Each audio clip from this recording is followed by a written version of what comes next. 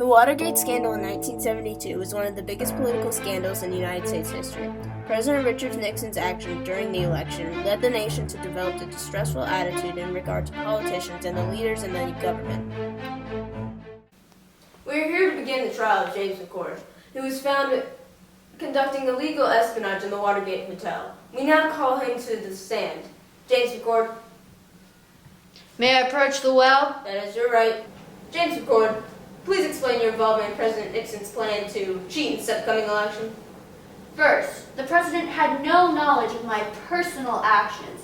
There was no prior plan. I acted completely alone. So you're saying that your plan was to wiretap phones and collect secret documents was entirely yours alone? Indeed. So how do you explain the White House phone numbers found in your personal belongings?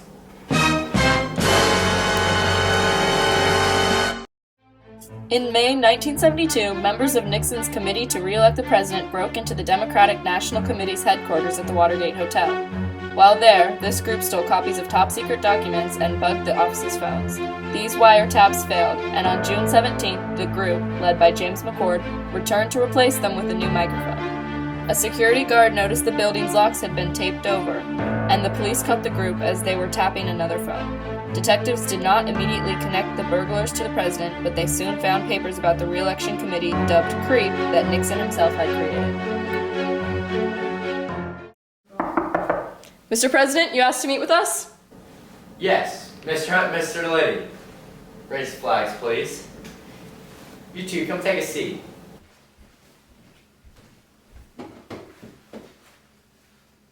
So, you two are aware of the many leaks in our administration. After Pentagon papers were published, I knew something needed to be done to halt the progression of these holes. We both agree. How can we help?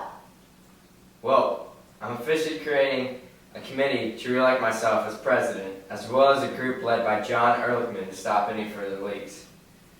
I would like you two to be prominent roles in both. Do whatever you have to do to stop the leaks in our administration, and halt the Democratic Committee from gaining the upper hand in the upcoming election. Thank you for considering us for these positions. We'll be in touch.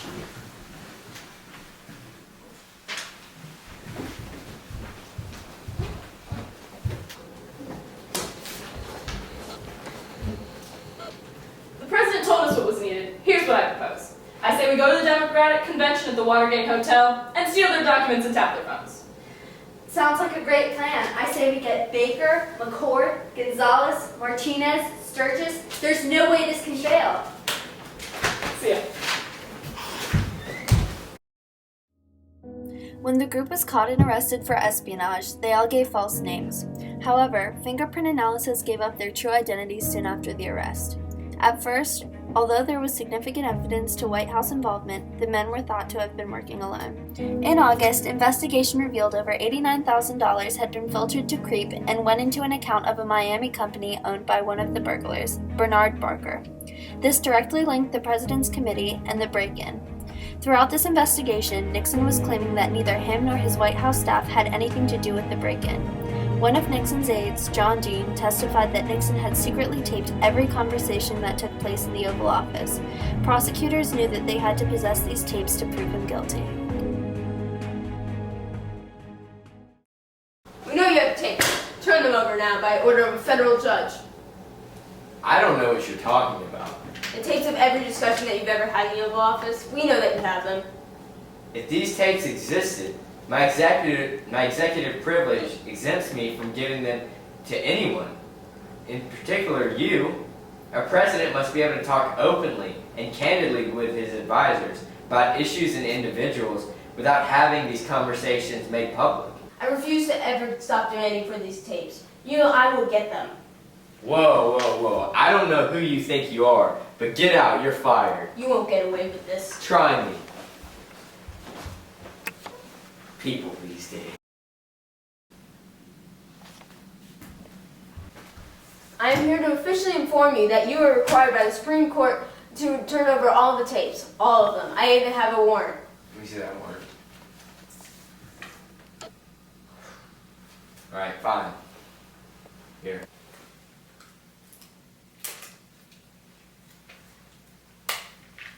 Here. These tapes are this is an obstruction of justice. Hand over all the full tapes. The House is voting right now to impeach you of the crimes of injustice, abuse of power, criminal cover-up, and several violations of the Constitution. Fine. Here.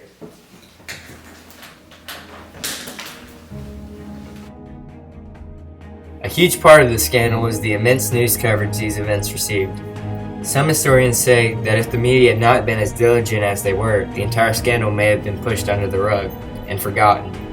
Mark Feld, under the pseudonym Deep Throat, provided in detail information about the investigations and trials to both Bob Woodward and Carl Bernstein of the Washington Post.